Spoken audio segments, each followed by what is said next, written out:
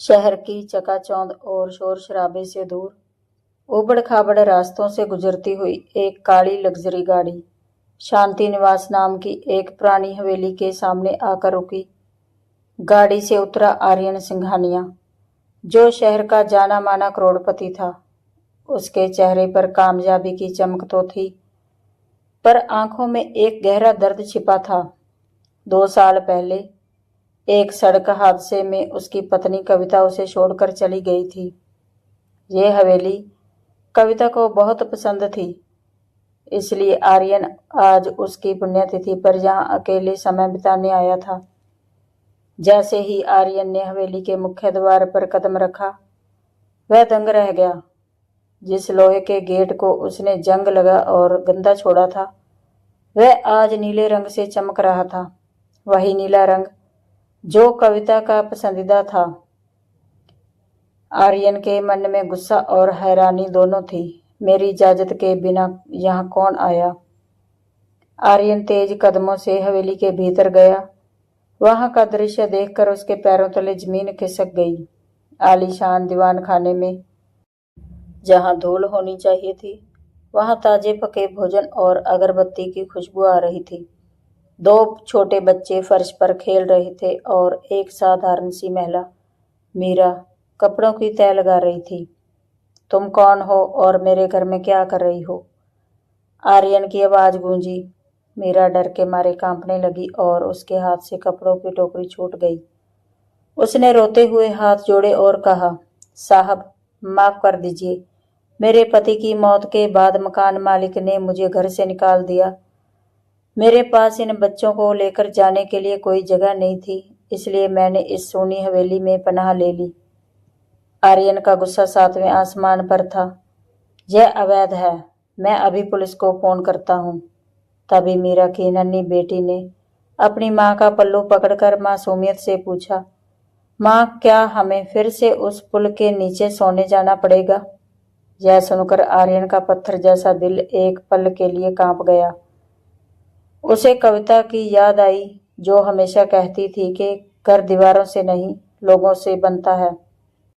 आर्यन ने कड़े स्वर में कहा, ठीक है, सिर्फ 10 दिन तुम यहाँ रह सकती हो, पर मेरी आंखों के सामने मत आना। हवेली का पुराना चौकीदार रघुवीर एक लालची इंसान था। उसे डर था कि मीरा के आने से उसका हवेली पर कब्जा खत्म हो जाएगा।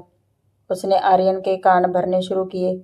साहब, ये औरत चोर है। गांव में इसका चरित्र ठीक नहीं है। लेकिन आर्यन ने देखा कि मीरा ने कितनी मेहनत से हवेली को संवारा था। उसने नीले रंग से गेट रंगा, क्योंकि उसने कविता की एक पुरानी फोटो देखी थी जिसमें वह नीले कपड़ों में थी। मीरा ने अनजाने में ही सही आर्यन की यादों के मंदिर को फिर से जिंदा कर दिया था। एक रात आर्यन अपने कमरे में काम कर रहा था कि अचानक उसके सीने में तेज दर्द उठा। उसे दिल की बीमारी थी, जो तनाव की वजह से बढ़ गई थी। वह कराह रहा था, पर उसकी आवाज बाहर नहीं जा रही थी। तभी मीरा ऊपर पानी देने आई और उसने आर्यन की हालत देख ली। वह बिना डरे कमरे में भागी, पंप उठाया और आर्यन के मुंह के पास रखा। उसने आर्यन का सिर अपनी गोद में रखा और उसे शांत होने के लिए ओम का जाप करने को कहा। जब आर्यन की सांसें सामान्य हुई, तो उसने महसूस किया कि अगर आज मीरा ना होती, तो वह मर चुका होता। उसे एहसास हुआ कि वह तो सिर्फ अपनी पत्नी की याद में मर रहा था, पर मीरा हर रोज अपने बच्चों के लिए मौत से लड़ रही थी। आर्यन ने फैसला किया कि मीरा अब कहीं नहीं जाएगी। उसने उसे हवेली की केयरटेकर बनाया और उसे वेतन देना शुरू किया। रघुवीर ने जब फिर से मीरा को बदनाम करने की कोशिश की, तो आर्यन ने उसे गांव वालों के सामने फटकारा और नौकरी से निकाल दिया। आर्यन ने महसूस किया कि मीरा और उसके बच्चों की वजह से इस वीरान हवेली में फिर मैं तुम्हें सिर्फ नौकरानी बनाकर नहीं रखना चाहता। तुम मेरे दिल की शांति बन चुकी हो। क्या तुम और तुम्हारे बच्चे मेरे परिवार का हिस्सा बनोगे? पूरे गांव के सामने उसी हवेली के आंगन में आर्यन सिंघानिया ने एक विधवा मीरा से शादी की और उसके बच्चों को अपना नाम दिया।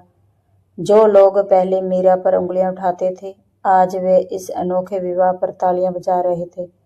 आर्यन को लगा कि कविता ने ही मीरा को उसके पास भेजा है ताकि वह फिर से जीना सीख सके। शांति निवास अब सचमुच शांति और प्यार का घर बन चुका था। दोस्तों, ये कहानी पसंद आई तो प्लीज़ वीडियो को लाइक करें और चैनल को सब्सक्राइब